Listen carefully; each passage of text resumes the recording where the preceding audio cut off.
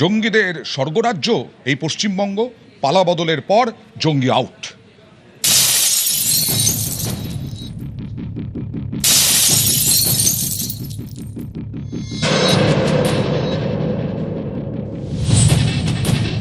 চোদ্দ বছর ধরে পাকিস্তানের একজন বাসিন্দা, সে কলকাতার তপসিয়ায় নাম ভারিয়ে নকল নাম নিয়ে নকল পরিচয়পত্র তৈরি করে ঘাঁটি গেড়ে রয়েছে। সে এখানে কাঠমিস্ত্রির কাজ করছে, সে এখানে ঘুরছে ফিরছে, খাচ্ছে যাচ্ছে, এবং অভিযোগ যেটা এসটিএফ এর দাবি সেটা হচ্ছে যে সে নাকি এখানকার নানা সেন্সিটিভ তথ্য বিভিন্ন জায়গা থেকে সংগ্রহ করে রেল, ডিফেন্স মানে প্রতিরক্ষা এই সমস্ত সেক্টর থেকে সেন্সিটিভ তথ্য পাচার করার চেষ্টা করছিল আইএসআইকে, মানে পাকিস্তানি গুপ্তচর সংস্থাকে। যা দেখে মানে অনেকেরই মনে পড়ে যাচ্ছে ধুরন্ধর সিনেমার কথা, মানে এ যেন হচ্ছে পাকিস্তানের ধুরন্ধর, যে কলকাতায় রয়েছে নকল নাম নিয়ে, নকল পরিচয় নিয়ে।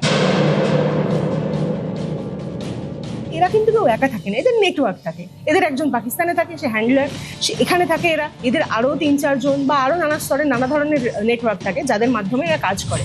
আশ্রয় দেওয়ার কাজে হেল্প করেছিল, তাকে অ্যারেস্ট করেছে পুলিশ, এবং এইবার এই পাকিস্তানের রানা রউফ একে অ্যারেস্ট করার পরে এখন গোয়েন্দারা খুঁজছেন আর কোন কোন চর বন্ধু যারা এখানে ছড়িয়ে রয়েছেন, জাল বিস্তার করে রয়েছে, তাদেরও এখন গোয়েন্দারা খুঁজছে। 14 বছর ধরে এখানে রয়েছে, সে নেপাল হয়ে বিহার হয়ে তারপর বাংলায় ঢুকেছিল। সেই লোকটির কাছে আধার কার্ড এবং ভোটার কার্ড রয়েছে, অবশ্যই যা জাল। এবার এই নথি সে পেল কোথা থেকে? এটা বেঙ্গল এসটিএফ সূত্রে খবর। ইজাজ বলে যাকে পুলিশ বেঙ্গল এসটিএফ অ্যারেস্ট করেছে, তার থ্রু দিয়েই, তার মাধ্যমেই, মানে স্থানীয় তপসিয়ার একজন লোকাল একজন বাসিন্দা, তার থ্রু দিয়েই কিন্তু এই আধার এবং ভোটার কার্ড রানা রউফের হাতে এসেছিল। এই আধার কার্ড এবং ভোটার কার্ডকে ইউজ করে, মিসইউজ করে সে ভারতের যে গোপন তথ্য আছে প্রতিরক্ষা সংক্রান্ত, সেনা সংক্রান্ত, অন্যান্য প্রশাসনিক আধিকারিকদের যে গতিবিধি, সেই সমস্ত কিছু তার কাছে হাতের মুঠোয় চলে আসছে এবং খুব সহজে সেগুলো পাচার হয়ে যাচ্ছে পাকিস্তানে। কেন্দ্রীয় সরকার দীর্ঘদিন ধরে এই অভিযোগ করে আসছে যে পশ্চিমবঙ্গে জাল নথি তৈরি করা, মানে সরকারি পরিচয়পত্র তৈরি করা একদম মুড়ি মুরগির মতো তৈরি হচ্ছে। সীমান্ত পেরিয়ে মানে অনুপ্রবেশকারীরা এখানে ঢুকছে এবং মনের মতো নথি তৈরি করছে। তার কারণটাই হচ্ছে যে ফেলো করি মাখো তেল, টাকা ফেললেই জিনিস পাওয়া যায় যদি ঠিকঠাক কন্ট্যাক্টস আপনার কাছে থাকে। ধরুন কোনো বাংলাদেশি সে ভারতে ঢুকতে চায় সীমান্ত পেরিয়ে, সে মানে সীমান্ত ক্রস করার আগে, পেরোনোর আগে সে ফোন করছে ভারতে তার এজেন্টকে, বাংলায় তার এজেন্টকে ফোন করছে। সেই এজেন্ট নকল ঠিকানা, নকল বাবা মার পরিচয়, নকল নাম এইসব দিয়ে সে নথি বানিয়ে নিচ্ছে, এবং সেই অনুপ্রবেশকারী যখন বাংলায় ঢুকছে বা ভারতে ঢুকছে তখন তার হাতে ওই রেডি একদম তৈরি করা নথি হাতে চলে আসছে। এবার সেই নথি নিয়ে সে পশ্চিমবঙ্গে পাকাপাকিভাবে থাকছে, ভারতের অন্য কোথাও কাজ করতে যেতে পারে, সে বিদেশেও চলে যেতে পারে। এবং যখন এসআইআর হচ্ছে তখন আমরা পশ্চিমবঙ্গের যে সমস্ত সীমান্ত এলাকাগুলো আছে, হাকিমপুর হতে পারে, স্বরূপনগর হতে পারে, এই সমস্ত সীমান্ত এলাকাগুলো থেকে আমরা এরকম প্রচুর অনুপ্রবেশকারীকে ফেরত যেতে দেখেছি যাদের কাছে নথি আছে। তারা স্বীকারও করছে যে হ্যাঁ, তারা জাল নথি বানিয়েছে। ভোটার কার্ডও ছিল 2024 ভোট দিয়েছি। পাড়ার দাদারাই যে একটু হেল্প করে। কোন পার্টি? তখন তো পার্টি তো কংগ্রেস ছিল, সিপিএম ছিল, তৃণমূল ছিল। আধার কার্ড ভোটার কার্ড হয়ে এলো নষ্ট হয়ে গেছে। কারা করে দিয়েছিল? ও অনলাইন নিতে। কতদিন আগে এসেছিলেন? এসেছি 4-5 বছর হয়েছে। আধার কার্ড হয়নি?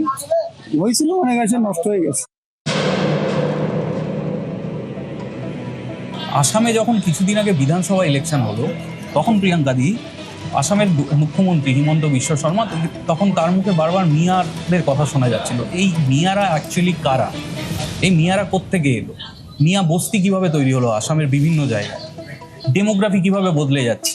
এই বিতর্কটার মধ্যে দিয়ে যখন আমরা দেখলাম যে আসাম থেকে বাংলাদেশিরা যারা অনুপ্রবেশ করছে আসামে, তারা বাংলাদেশ থেকে এসে এই পারে এসে কাউকে বিয়ে করছে এবং সেখানকার নাগরিক হয়ে থেকে যাচ্ছে।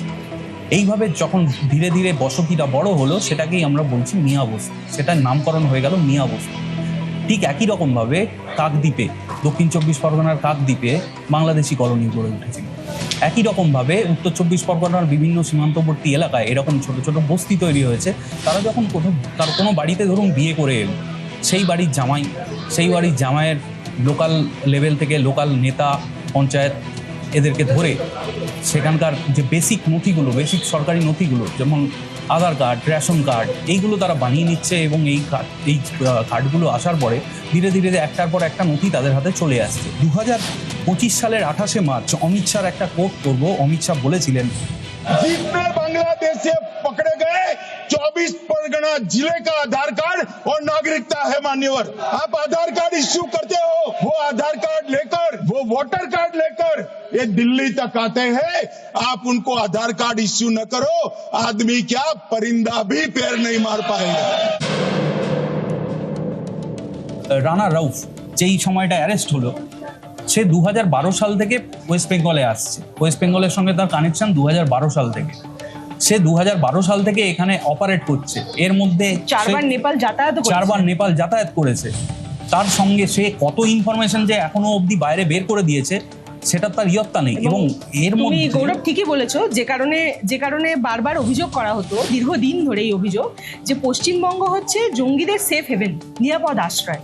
এবং এই অভিযোগটা করা হতো মূলত পশ্চিমবঙ্গের প্রথম কথা তো জিওগ্রাফিটা বুঝতে হবে যে আমরা এমন একটি রাজ্যে থাকি যে রাজ্যের সঙ্গে প্রায় 2200 কিলোমিটার সীমান্ত রয়েছে বাংলাদেশের। পশ্চিমবঙ্গ এবং বাংলাদেশের যে সীমান্ত তার একটা মানে বহু এলাকা, দীর্ঘ এলাকা যেখানে কোনো কাঁটাতারের বেড়া নেই।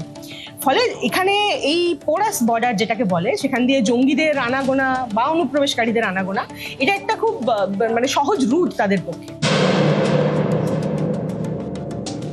এবং যে অভিযোগটা বারবার বিজেপি করে সেটা হচ্ছে যে যেহেতু আগের যে দুই সরকার ছিল সেই সরকার কড়া ছিল না এদের প্রতি বা এদের বিরুদ্ধে, সেই কারণে এটা সেফ হেভেন হিসেবে গড়ে উঠেছিল।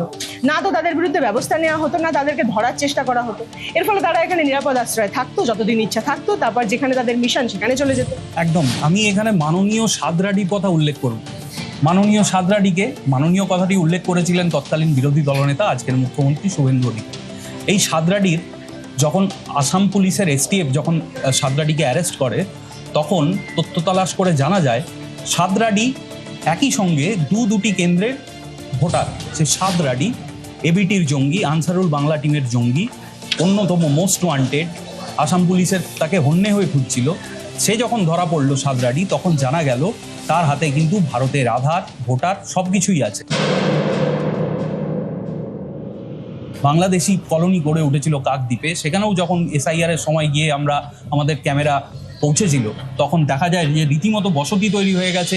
তাদেরকে আমাদের সাংবাদিক যখন প্রশ্ন করেছিলেন যে আপনারা কি লক্ষ্মীর ভাণ্ডারের সুবিধা পান, তারা একদম অম্লান বদলে বলেছিলেন হ্যাঁ আমরা লক্ষ্মীর ভাণ্ডারের সুবিধা পাই, অন্যান্য বিভিন্ন সরকারি সুযোগ সুবিধা আমরা পাই। নতুন সরকার আসার পর যেটা হয়েছে, পশ্চিমবঙ্গের অনেক কিছু বদলেছে। তার মধ্যে একটা বদলেছে যে গভর্নমেন্টস অ্যাটিটিউড টুয়ার্ডস এক্সট্রিমিজম বা এই অনুপ্রবেশকারী এবং অনুপ্রবেশ এই ধরনের ইস্যুতে সরকারের অবস্থান কতটা করা হয়েছে। যেমন সীমান্তের জমি সরকার প্রথম এসেই সিদ্ধান্ত নেয় যে বিএসএফ এর হাতে তুলে দেওয়া হবে। ফলে এখন সীমান্তে বিএসএফ রয়েছে, কাঁটাতার দেওয়ার কাজ চলছে। এবং এছাড়াও আরও নানা ধরনের প্রশাসনিক সক্রিয়তা তৈরি হয়েছে বা গোয়েন্দা সংস্থার সক্রিয়তা তৈরি হয়েছে। কদিন আগে আমরা বর্ধমান থেকে দেখেছি যে হামিম মণ্ডল নামে এক জঙ্গিকে গ্রেফতার করা হয়েছে এবং সেই সূত্র ধরে একটা পুরো নেটওয়ার্ক ধরা হয়েছে। এখন এটাই সব থেকে গুরুত্বপূর্ণ প্রশ্ন। এটা দেশের জন্য, দেশের অখণ্ডতার জন্য, আমাদের দেশের ইন্টারনাল সিকিউরিটির জন্য এটা কিন্তু অত্যন্ত বড় গুরুত্বপূর্ণ বিষয়। এই রন্ধ্রে রন্ধ্রে যারা ঢুকে রয়েছে এদেরকে খুঁজে বের করা।